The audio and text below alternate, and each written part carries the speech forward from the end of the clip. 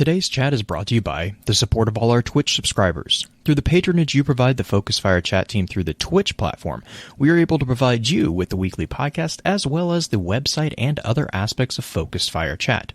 If you have any interest in becoming a subscriber of the FFC and gaining access to some exclusive features over in the Discord server, please be sure to visit our Twitch account and click on the subscribe button. If you're an Amazon Prime member, remember that you do have a free subscription to Twitch every month that can be used for this. And for those of you who are already subscribers, thank you again for your generosity. You may have heard the whispers of guardians gathering in the shadows, exploring the mysteries of this world and the worlds which surround us. We are all in search of truth. Sometimes we need to focus that search. Focus that fire. And so we come together. Welcome to Focused Fire Chat. Welcome to Focus Fire Chat, recorded live on June 5th, 2020 over on twitch.tv/FocusFireChat. As always, I want to give a big shout out to our live chat here with us tonight. Thank you so much for joining us once again.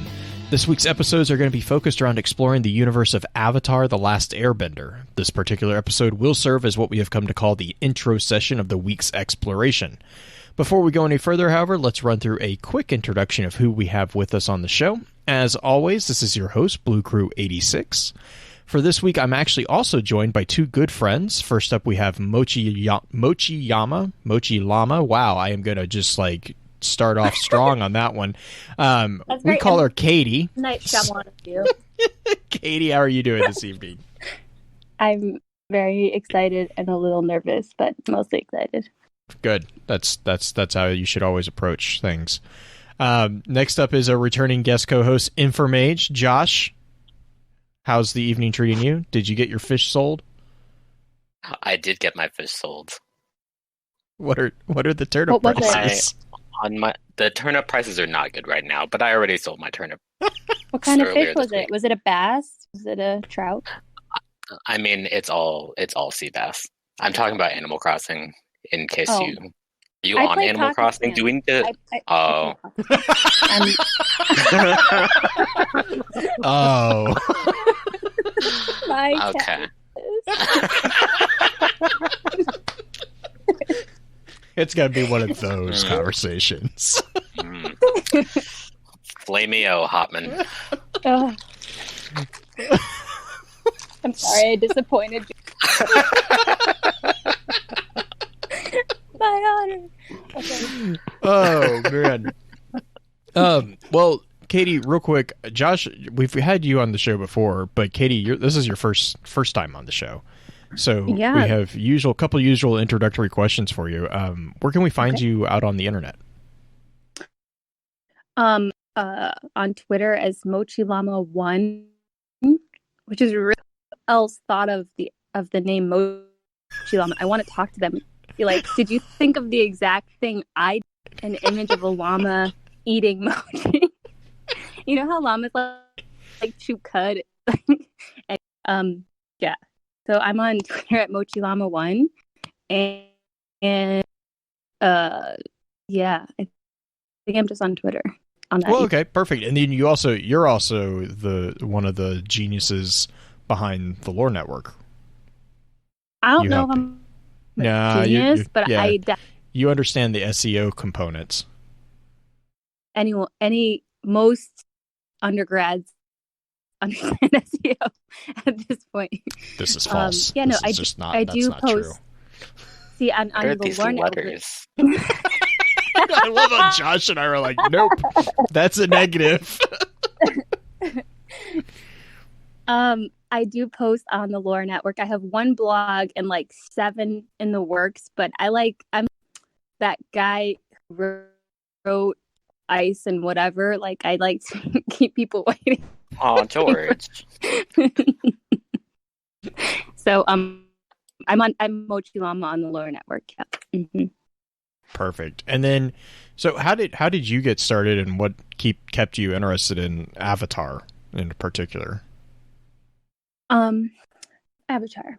I'm a big fan of animation. I've watched anime since I was very little. We had a Japanese who lived with us when I was a little kid, and he would watch Sailor Moon and had me listen to Japanese rock music with him, and he was just so cool. I thought he was the coolest person ever. Wanted him to be I called him my brother. And then I've always had an interest in anime and science fiction since then. So Avatar came out in 2005? Is that correct? I believe it is correct. Since I was not the key audience, I was a little awkward about watching it, so I didn't watch it, and then I found watching it anyway and liking it a lot. And yeah, so that really hooked me. It had all the elements I was looking for. People problems. Old people problems. It had all the elements I look for in a show. Keep me in. Ooh, I see what you did there. Yeah, I watched. I think I watched it 2 years after it came out, 2007. So that was our junior year. #old. And yeah, I've been a fan ever since. I have a few appas, like plush appas, and yeah, a big fan of the show.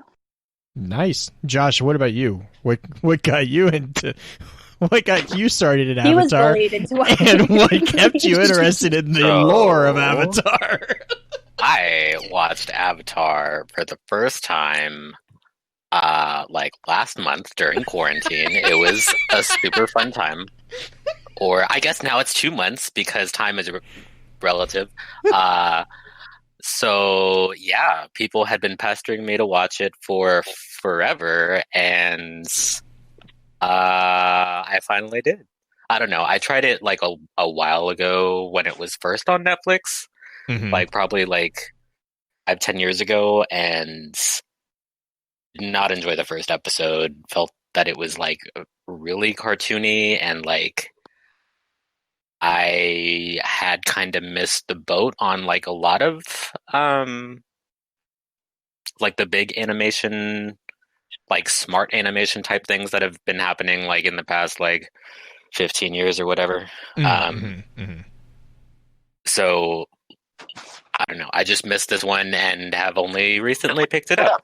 But yeah, I'm through Avatar. I'm through Korra. I watched the M. Night film today. So you've gone from just because I wanted to give it a chance. I think you have to refer to it legally as a travesty. So I think the what was the response that you gave him was, I think that violates the Geneva Convention. Yeah, it's a hate crime actually. So we have to. I always knew what the feeling about it was, but it's also still on Netflix, so that happened. That happened. That happened. I think there's a support group also. You can if any of you have been hurt by I'm totally part of the community now. It's only been 2 months for me, but I'm one of y'all. There is live action Avatar in Boxing Day.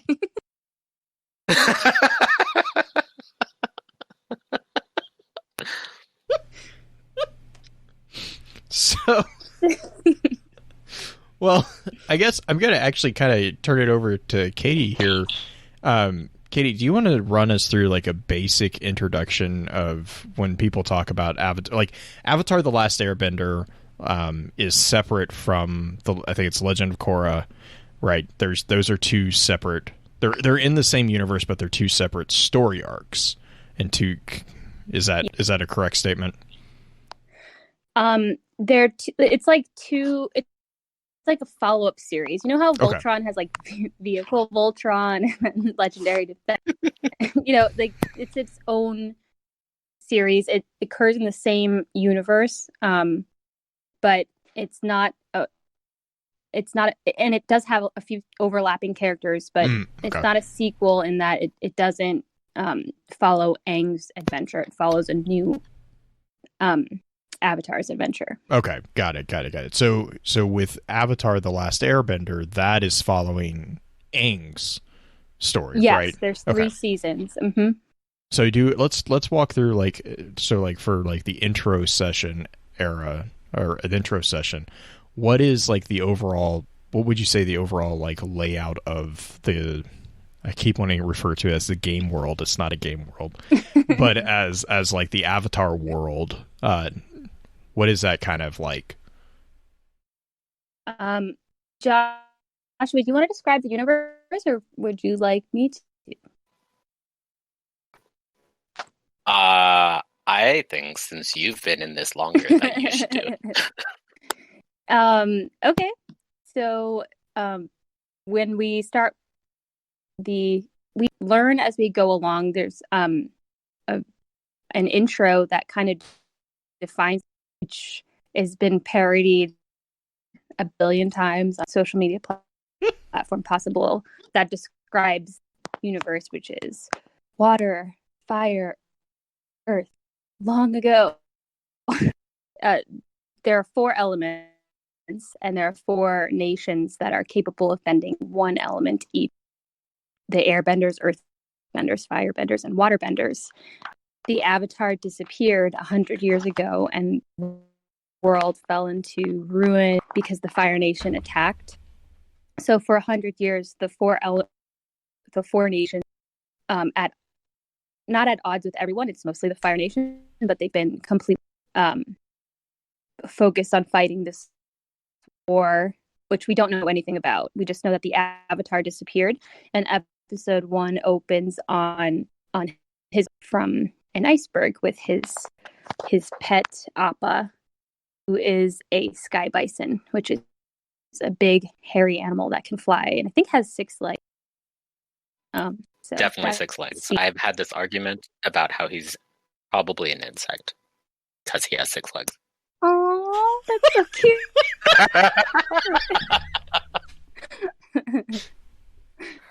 Yeah, exactly right. So that's the Avatar universe.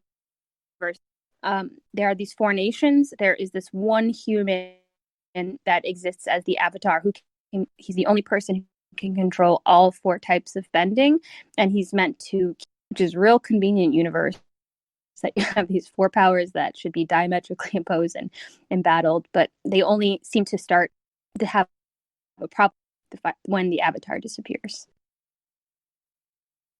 So normal, like, so does everyone have the ability to bend, or is it only certain people?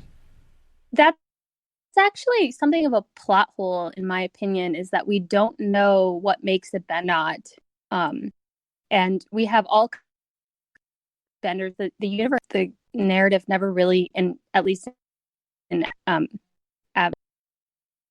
never really address what causes someone to be a bender. It's just random.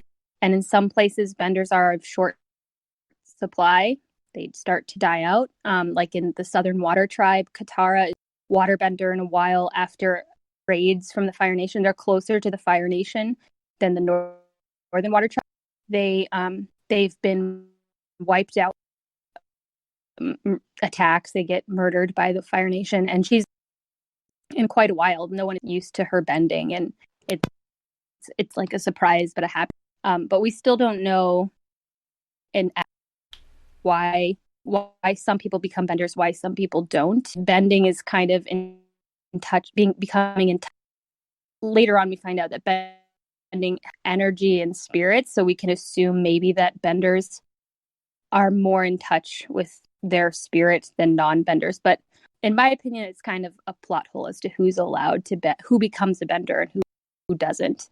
Okay, so you do have like, that's true. Regular that does get explained later. Yeah. Okay. So but like you have, so not everyone has the capability to manipulate. So it's basically the classical elements, like the Aristotelian elements. Mm-hmm. You have fire, earth, water, and air. Okay, cool.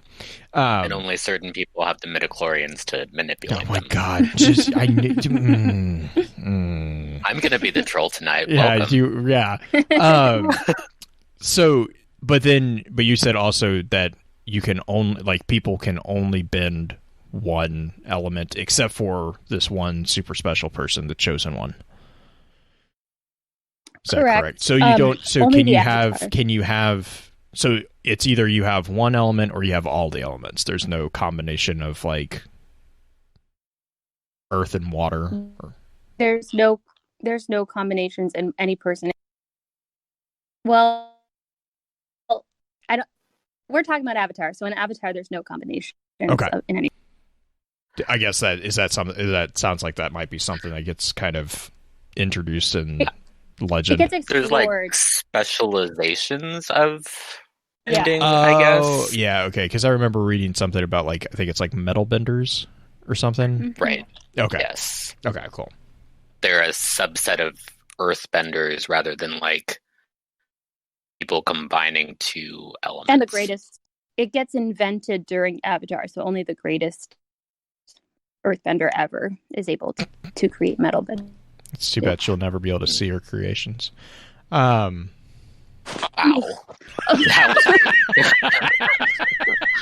Going for the low blows here. So from a cultural standpoint, like so is it like super is it super political, or is it just kind of like convenient politic drama for the story arc? As far as like, because you said like the Fire Nation basically started this whole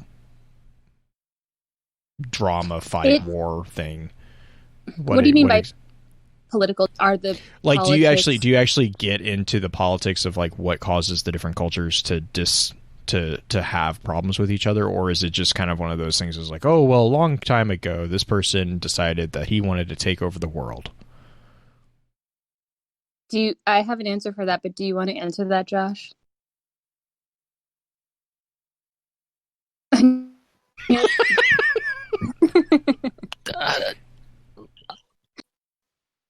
mean, I'm kind of interested to hear what your answer is. I would say it has a surprising amount of politics, and I think I associated this series a lot with Gundam Wing when I first watched it.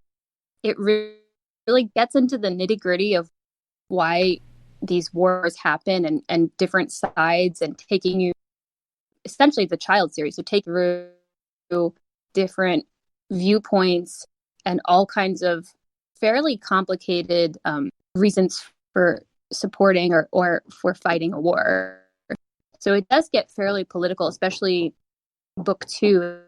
It gets the most political, but it does. You do learn a lot. But the best part about Avatar is that it's very story. You don't learn it outright. Like no one's saying this is what the Earth Kingdom has, and this is it. It does it simply through stories. Yeah, I don't know, because I think when I think of like sci-fi fantasy narratives getting really political, I think of Dune, and Dune is just a nightmare of politics and everyone fighting against each other. So, I mean, I guess comparing that with Avatar, like my initial reaction is to say that it's not very into the world politics of the setting, but like, right. You're right. Like, it's like it does a really good job of portraying where these different nations are coming from and how these conflicts have happened, and don't like weigh themselves down with it. Yeah, I agree. It doesn't get to a point where the politics drags. It's a really balanced show, which is funny. But yeah, it gets fairly into the politics, but I think it does so always in relation to the plot, which is like why it's a beautiful show. Right. Well, and so like, okay, so like, do each of these kingdoms have, I'm assuming that each of these kingdoms have a pretty distinct culture they're not all the same, obviously. And one kingdom has 2 cultures, but yeah. Okay. So what would can you kind of give us like a rough kind of breakdown of the different cultures of those that get presented in the show? Sure. You have the Fire Nation, which is a dynastic monarchy that has gone power hungry for various reasons. It's a completely power nation that is an aggressive nation, which kind of goes along with the so it's the Fire Nation. They all have different names too. There's the Fire Nation, the Earth, the Air Nomads, and the Water. So the Fire Nation is a monarchy. The Earth Kingdom is also a monarchy, but they're scattered, and they all kind of follow the idea that the Earth Nation, the Earth Kingdom is they're these proud, kind of fortified, and huge. They you see them expressed more disparately than any other, and that's actually addressed like verbatim in a line in Avatar about how there are many of them, but they're all strong. By I think it's Iroh who says that line. So they're very, very disparate, but they're where fire is the element of power, earth is the element of substance. So it kind of makes sense that their kingdom would be expressed in various ways. They have a lot of cities, which we see throughout the Avatar's journey. The Water Tribe is broken into the Northern Water Tribe and the Southern Water Tribe. And we are introduced to the Southern Water Tribe in episode 1, which is kind of this sad little cluster of igloos with only women and children. And Sokka, who is one of the main characters, who is a teenage boy.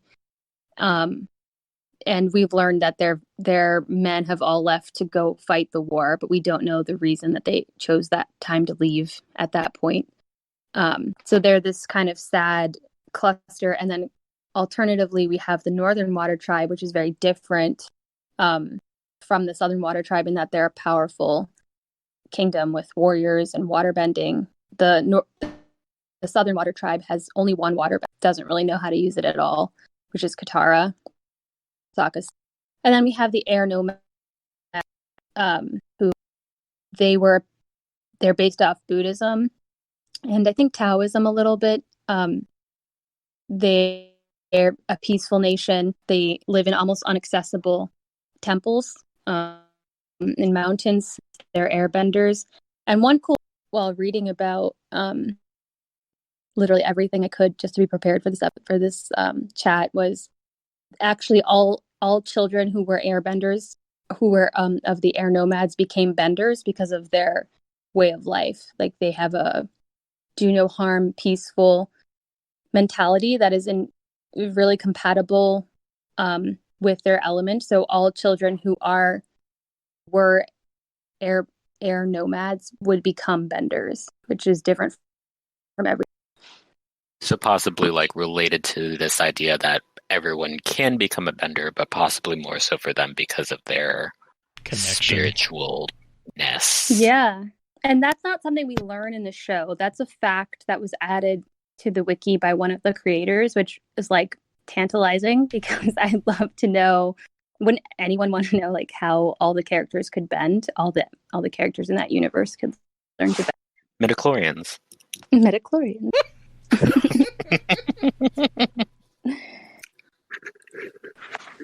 So that was a long answer. Sorry, Blue.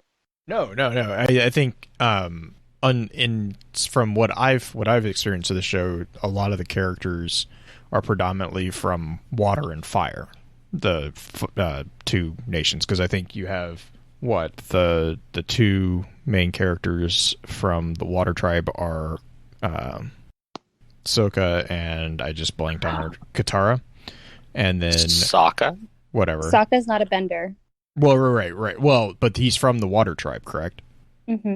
Yes. So you have water tribe members, and then there's the two primary fire is Zoku and the uncle, who is amazing. Iroh. Yes. Iroh's he's my favorite character so far from my very limited experience of the show. He should be everyone's favorite character. He just cried. Like I think I was talking to you, Katie, about like we just watched the we're pretty still pretty closer to the start, but we just watched the episode where he thought he forgot his tile. He made him go back, and then the end of the episode, he's like, "Oh, here it is." It's like I'm like, "Oh my god, just love it." And so like.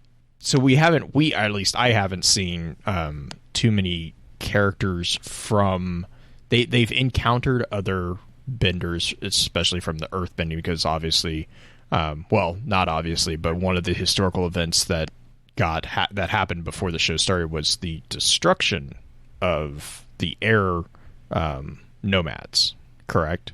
So there really isn't, which is the name of the show, The Last Airbender. Do we want to? So why is Aang the last airbender? Josh, I'm going to keep asking you just because I feel like I can answer that, but I want to be a kind person and not laugh too much. So. I mean, yeah, Aang is the last airbender. They were all wiped out. And part of the politics of what ended up becoming the war that was started by the Fire Nation was that the Fire Nation knew that the next Avatar would be born into the air nomads, so they just decided to wipe all of them out. Yeah. So Aang, in book one, I think we learn why he runs away towards the end of book one. But we know that he wakes up because of Katara. She's the first waterbender in a while, and she has no one to teach. So she just kind of mostly gets her brother soaking wet while she's learning.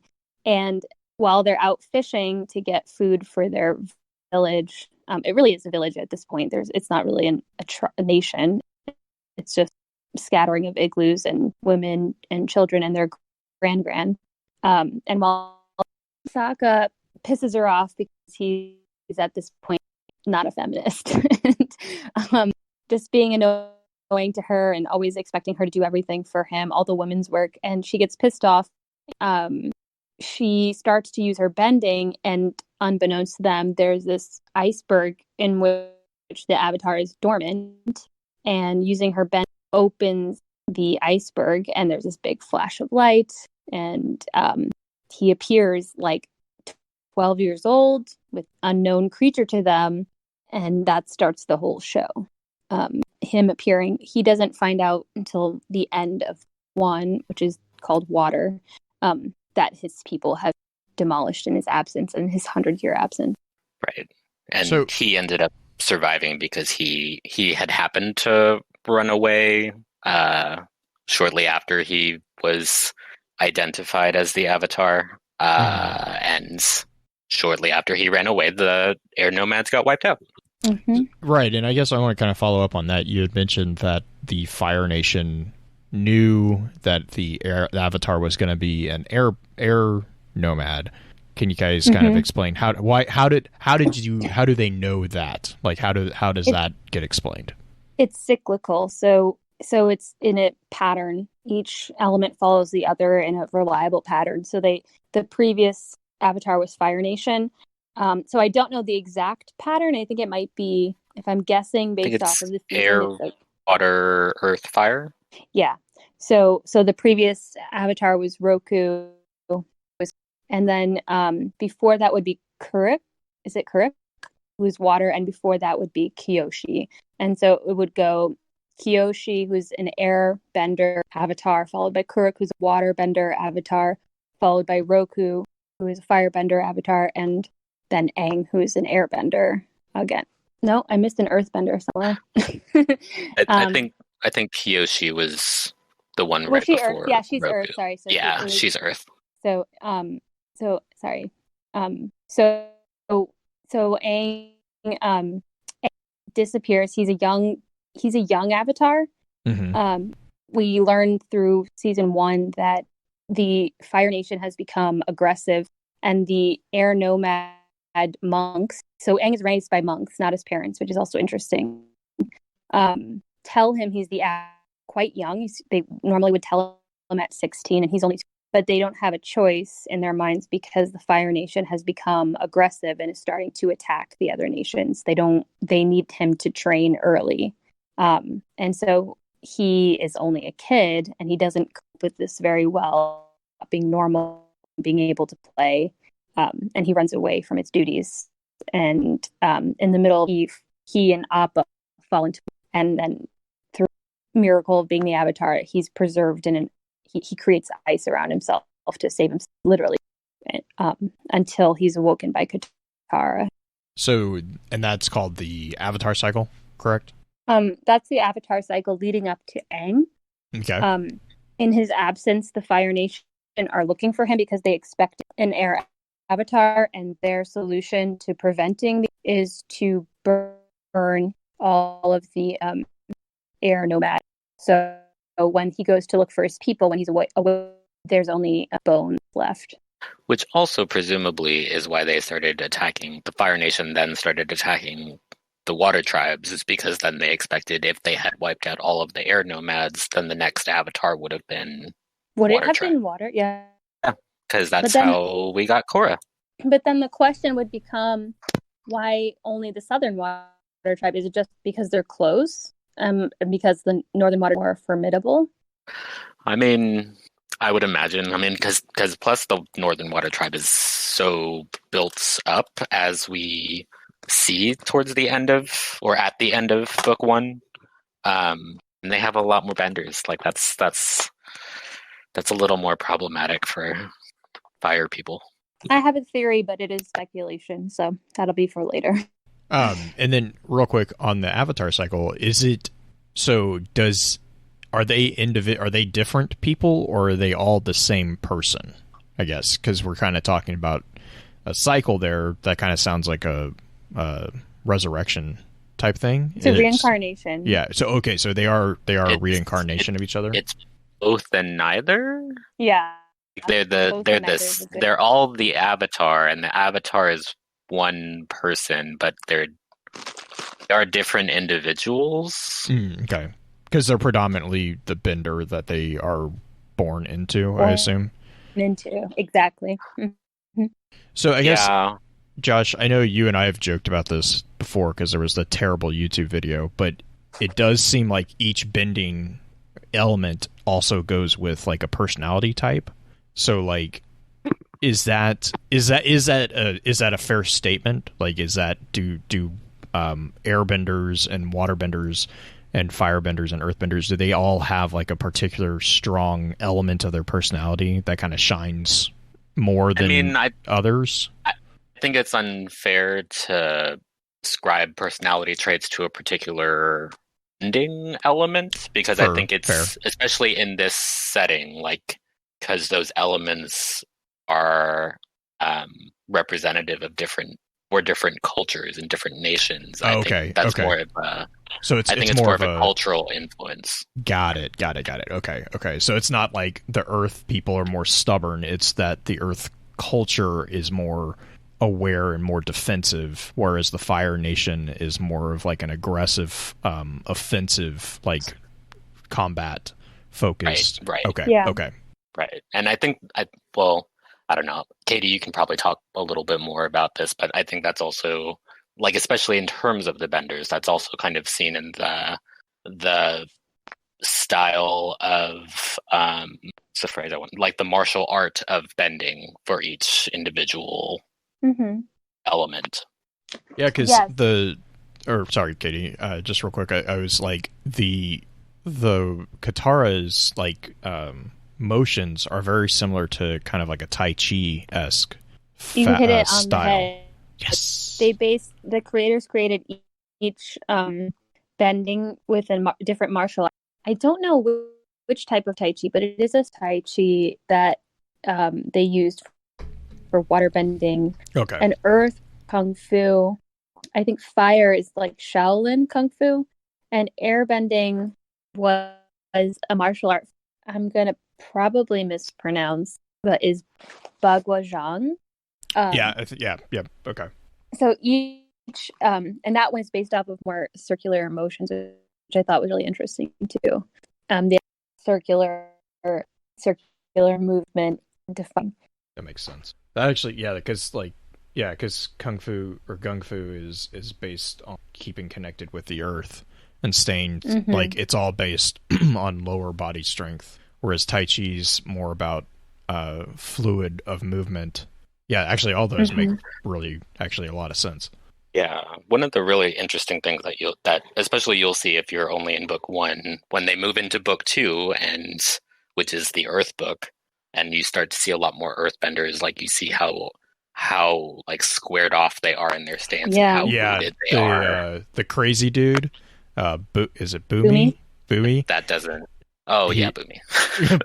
Boomy's the crazy dude wasn't specific, but okay, yeah, fair. Well, Boomy's like there's the fight scene where Boomy actually, like at the very end of that episode, where the older Boomy comes out and starts fighting. I can totally see that because like he's very, very like cut. Like he makes sure that his feet are planted, literally and figuratively, and it was actually really cool to see that. Super buff. Like, is anyone else weirded out by how buff the old people are in this universe? I'll be honest, after watching as much anime as I've watched, it's just, what's the anime I was watching earlier? Is it Baki? It's the wrestling one. I'm like, these people are just inhumanely, there's muscles on muscles, and I don't understand that, but that's so Dragon Ball Z. No, it really is. Like, it really is. Master Roshi, anyone? Oh, God.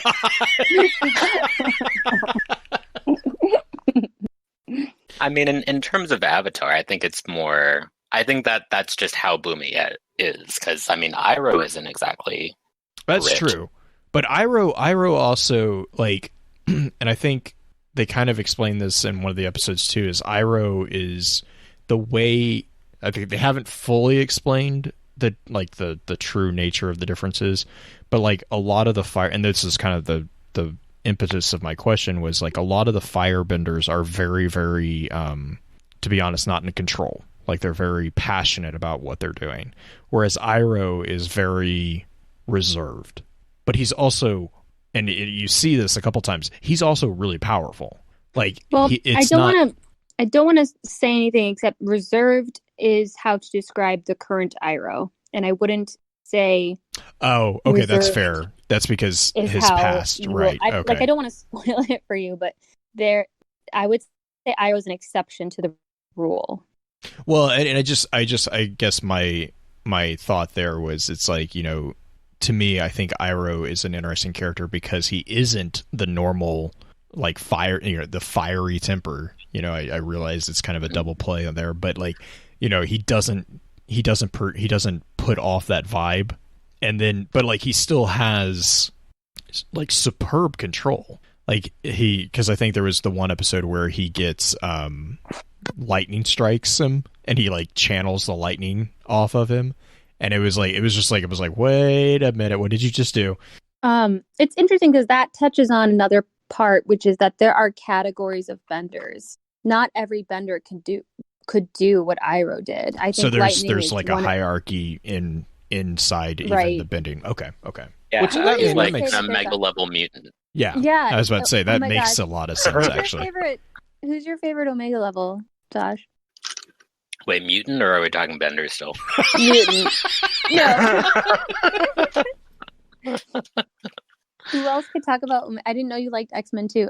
Oh no.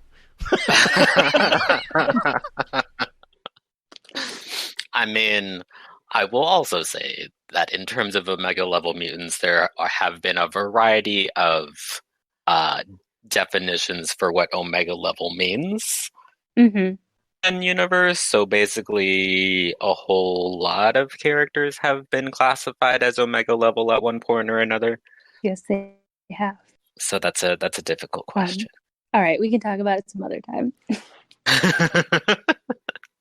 But I don't even think that there's a hierarchy as much as there are normal benders and then master benders. I think there's really only two categories. Okay. And some people seem to be really gifted. I think that's actually one of the I don't know that it's a plot hole, but it is interesting how stacked Team Avatar is in terms of master. Well, and could that just be because you're focusing on like a story around the most powerful figures? Well, I was thinking about it earlier. Does it count as like overpowering a team, like 2/5 master benders and the third be the literal avatar who is already overpowered by nature? Right. Or is it also so you could say they stacked that team on purpose to win the war, or you could say, could it be that anyone who is able to achieve master level bending is of such a character that they aren't going to sit by while the world burns? So, like, I don't know. I couldn't answer that question in my own. Yeah, because it kind of almost seems like both, right? I mean, it's convenient that that 2/5 are master benders and one becomes a master bender in less than a year. But also, knowing her character, of course she would. Well, I mean, also, like, this isn't a spoiler because it's obvious, but Toph is just the greatest earthbender ever. She is. Whereas she knows her worth. whereas Katara is really good, but like even in the show, she's not necessarily she's not the greatest waterbender. Like she's definitely talented. I don't know if I'd agree with that. Yeah, I don't agree with that. She can heal and she can bloodbend. So she's bloodbending only one other person we know of as of Avatar. So she's literally like the second person to learn bloodbending, and she can heal, which Master Paku says is a special gift for the women folk.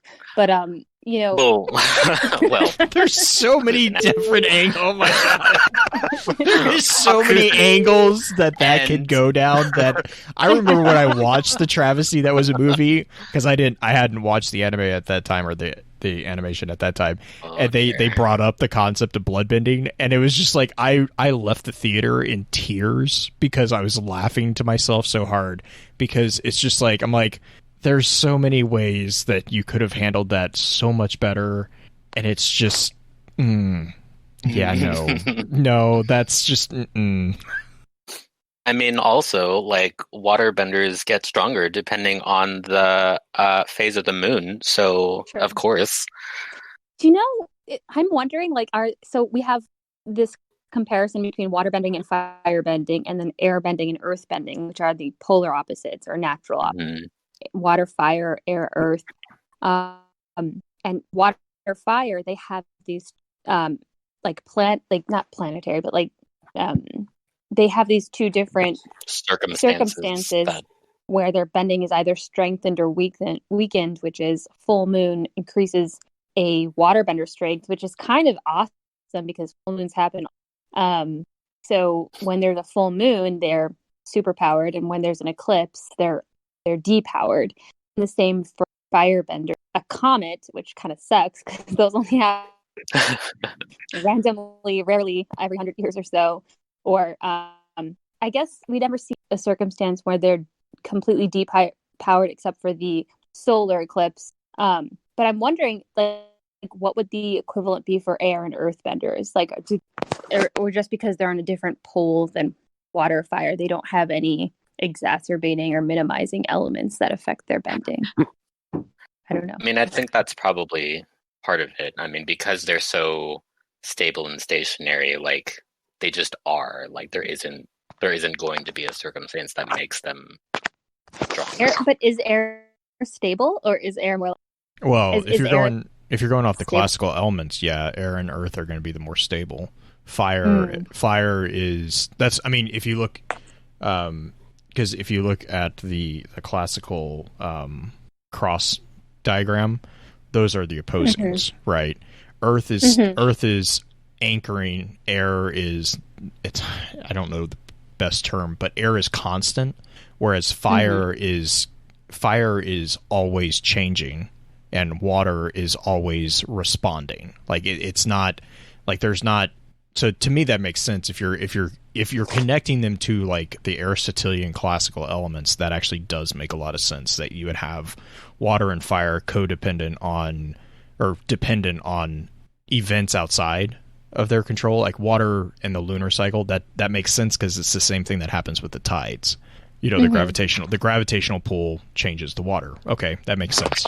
The fire, I'd be curious, is it just comets or is it also attributed to like a solar rotation?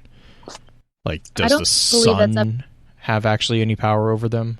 The sun is where they get their strength. The Okay. sun is, I mean...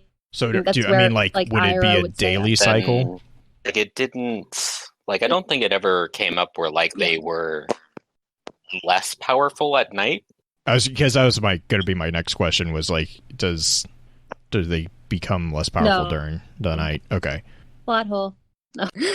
I mean, because it would also... It would just be... I mean, that could also be... That would be a very interesting dynamic, is because that would be on a very fast rotation, you know. Yeah, it is interesting that waterbenders are every full moon. However, I will say the comet has more of an effect on firebenders than the full moon has on waterbenders. Yeah, so like, and I know, like, I'm just looking real quick because I know, like, in the concept of especially like medieval alchemy, these elements are very, very, these are like the prime elements, right?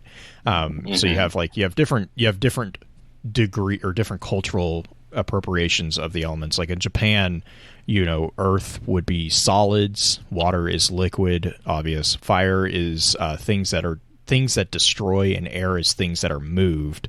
But Japan also has void, which is things that are like supernatural. Nothingness? Yeah, it's thing. I think that's it's represented things that not of our everyday life is how they describe it. Can I get the etymology? No. Use it in a sentence. No, sorry. But like, I mean, you also have connections to astrology with each of the elements will have a particular sign of the zodiac. So like fire is Aries, Leo, and Sagittarius. Earth is Taurus, Virgo, and Capricorn. Air are Gemini, Libra, and Aquarius. And then water signs are Cancer, Scorpio, and Pisces. So what's your horoscope, Jay? It depends. Are we using the classical or the one that changed in the, like, what was it, 4 years ago? No one talks about Ophiuchus. Okay. Are we not? Can we not? All right. So we're agreeing we're not talking about that one. Then no one talks about Ophiuchus. Yeah. F them. Leo is mine. I was so mad. I was so mad when they did that because I was like, no. Now I can't even remember what it changed. Well, they added a third. What was it? The 13th or whatever. Mm-hmm. It's like, get out of here. Josh, what are you? I'm a Virgo. Your horoscope. I'm a Virgo. Is that water? Earth. That's an earth sign. I'm also an earth sign. Okay. Team Toff. Team We're the best. So that means you're a fire, right? Yeah, correct. Excellent. Oh, okay. So that's where Dino's talking about the bending techniques or origin. Apparently, badger moles.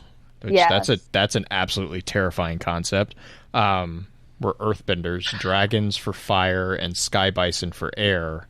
Yeah, and just the moon is the original bender of. I watched the travesty movie. There's a black and white fish that swim in an eternal circle. Tuila. They're also in the show. Oh, okay. Yeah. Like, that wasn't added. Listen. As much as that movie deviated from things, I would not be surprised. Yeah, it was not an M. Night twist. Surprise. That was the twist. That it wasn't a twist.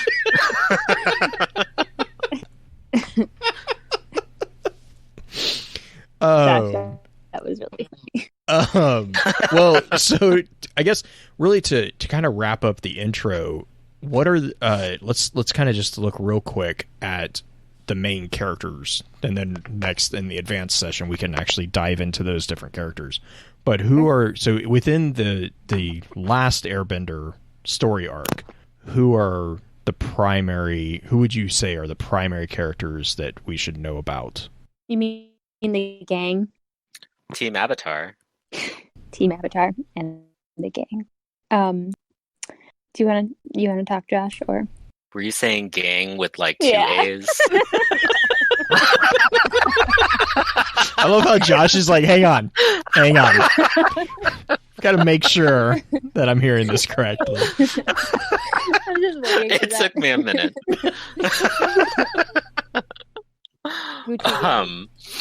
No. Well, so yeah. As far as Team Avatar, there's Aang, the last Airbender, Katara and Sokka from the Water Tribe that we've talked about, Toph, who we've only touched briefly on because she's primarily in book 2, which Jay hasn't gotten to yet. So catch up. Peasant. Yeah. And then we've got important Fire Nation characters also in Zuko and his uncle Iroh. Is he part of the gang? I think the gang is just. Yeah, I And don't then think I would Avatar. necessarily consider him be. He's got his own gang. Yeah, got his own- yeah. And then in the later books is, I think I had written down Azula. She is not Team That's- Avatar, but No, yeah. She's not. She No. is a No. she's a very important character. Okay. She is like She's Zuko's. she's a big deal. One big theme in Avatar is the idea of opposing parallels. So Mhm. Sokka and Katara are siblings who love and support each other, and then Zuko and Azula are siblings who resent and try to kill each other. You know how it goes. She's Team Scary, according to chat. And then is it Zhao? Is Zhao is Zuko and Azula's dad? He's Malfoy. No, Zhao is the general. Who becomes Okay, an he's the admiral. general. Who's their father? Ozai. Fire Lord Okay. Ozai. Ozai. Okay. Mm-hmm. Cancel. And then their Azula, grandfather is Aslan, and then their great grandfather please. Who's their great grandfather? and that's Sozin, the glorious legacy of the Fire Nation. Who the Okay. comet was named after. And I think Sozin was the Yes. Fire Lord at the Avatar time Roku. of Avatar Roku. Okay. Yeah, they're best. Ozai is voiced by Mark Hamill. buds. Wow. Yes, Yeah. I love so evil. Yeah. Sick. All right. Well, hey, let's wrap up the intro session, and then for the advanced session, let's jump into the different. You guys are referring to them as teams. Let's jump into the specifics on them, and then what happens throughout the 3. I think you said 3 books, 3 seasons of The Last Airbender. Yes. So, Katie, we usually do like a round of shout-outs for each of the sessions. So do you have any shout-outs that you would like for the intro session? Yeah, he's Sokka, pronounced with an aka. No, sorry. Like I paddled my canoe, I'll paddle yours too. Oh No, my. it's just going to be poetry that Sokka says, so it's not worthwhile. Josh? No, Shout out to M. Night Shyamalan and Oh. my cabbages.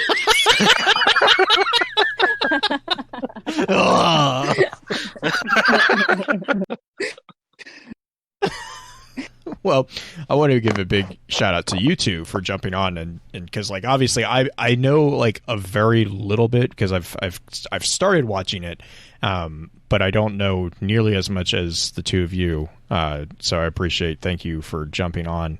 But yeah, thank you for taking some time and sitting down with us to talk about that. And for everyone listening, I just want to thank you for your time. Until next time, remember, with wisdom we conquer, stand strong, stand tall, and keep exploring. With that, we'll begin to wrap the chat up. Thank you again to those over on Twitch for coming to spend your evening with us. If you'd like to join us for the live streaming of the episodes, please be sure to give us a follow over on twitch.tv/FocusedFireChat. Links to all our episode archives can be found at www.thelorenetwork.com. Please be sure to email us at focusedfirechat@gmail.com with any comments and or questions for the team concerning the podcast, and let us know how we're doing by giving us some feedback and a rating over on iTunes as well. So until next time, focus your fire and may your light shine bright.